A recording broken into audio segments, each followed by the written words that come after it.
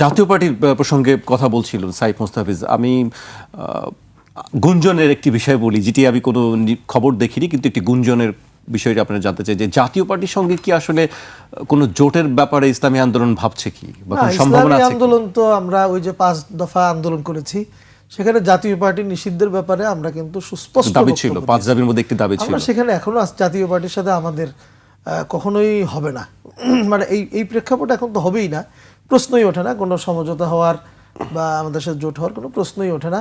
তবে এই সমস্ত গুঞ্জন আসলে হয় কি, মানুষে ছড়ায়, এগুলি ছড়ায় এবং কারো কারো বট বাহিনী আছে শুনি, এরা ইসলামী আন্দোলনের বিরুদ্ধে হবে না, আবার সেটি না, ওই যে রাজনীতিতে শেষ কথা বলে কিছু নেই, ওই জন্য হয়তো লোকে বলে। আমরা অন্তত ফ্যাসিস্ট এবং ফ্যাসিস্ট যে দোসর, এদের সাথে আমাদের জোট হওয়ার কোনো প্রশ্নই ওঠে না।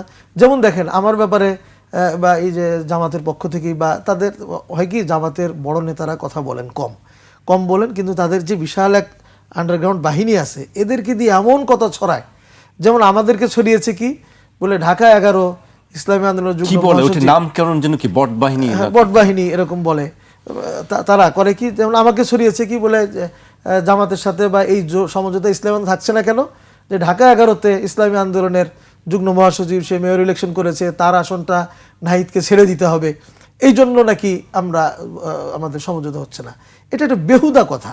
নাহিদ ভাইকে আমরা রেসপেক্ট করি, সে সম্মানিত মানুষ এবং জুলাই আন্দোলন 1 দফার আমরা কেন করব না, আমাদের সমঝোতা হয় তাহলে অবশ্যই নাহিদ ভাইয়ের জন্য আমরা আসন ছেড়ে দিব, কোনো আমি 10 বা 11 দলের যার জন্যই হোক আমরা ছেড়ে দিব, যাকে ছেড়ে দেওয়া প্রয়োজন, যা সিদ্ধান্ত আমি সেভাবেই করবো। হ্যাঁ, এখন যেহেতু সমঝোতা হয়নি, এখন আমি অবশ্যই 11তে ইলেকশন করব, এইটা কিছু কথাবার্তা ছড়িয়ে আমাদেরকে আবার কোনোভাবে ট্যাগিং করার জন্য চেষ্টা কেউ করে, এরকম আরও কিছু কথা ছড়িয়েছে এবং বলে কি যে ইসলামী আন্দোলন নাকি আগে জানতে চেয়েছে, আপনারা জামাতের কাছে নাকি জানতে চেয়েছে যে কে প্রধানমন্ত্রী হবে, কে অমুক মন্ত্রী হবে। এগুলি সব বেহুদা, এগুলো আমরা শুনি, এগুলো ভুয়া কথা, এগুলি ইসলামী আন্দোলন এগুলিকে নির্বাচনের আগে এগুলি বলার জিনিস। কোথায় নির্বাচন আছে, কে কয়টা ভোট পাবেন তারও কোনো খবর নাই, ইসলামী আন্দোলনের সব ফালতু কথা নিয়ে দিনরাত কাটা, আর কোনো কাজ নাই ইসলামী আন্দোলন বাংলাদেশে। এগুলি ছড়ায়, এ সমস্ত গুজবে কান না দেওয়ার জন্য বলবো। এবং আমরাও মনে করি যে আগামী নির্বাচনে আমরা সৎ ব্যক্তিদেরকে বেছে এবং ইসলামের পক্ষে, আমরা বলি যেহেতু ইসলামের পক্ষে আমরা ইসলামী আন্দোলন বাংলাদেশ, আমরা মনে করি ইসলামের পক্ষে শক্তিকে তারা ভোট দিবেন এবং হায়ের পক্ষে, এই যে গণভোটে হায়ের পক্ষে যেন আমরা ভোটটা দেই।